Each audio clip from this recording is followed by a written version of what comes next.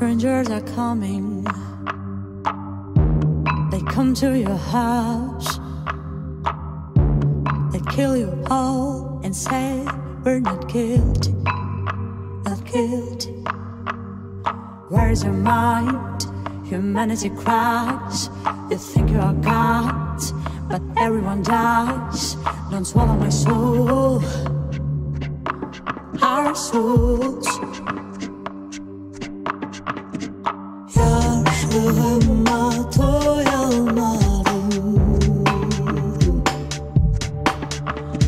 Ben bu yerde yaşamadım.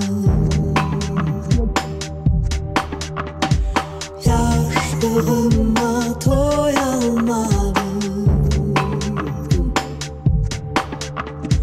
Ben bu yerde yaşamadım.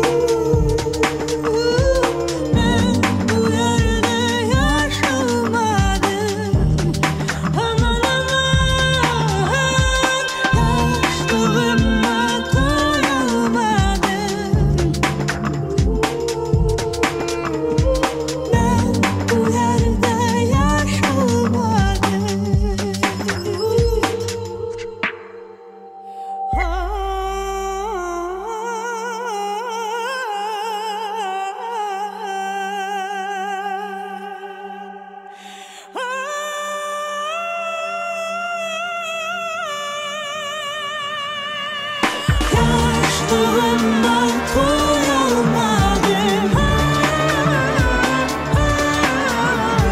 Ben bu yerde yaşamadım.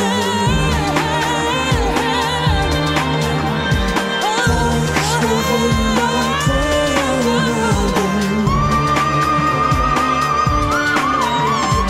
Vatanıma doyamadım.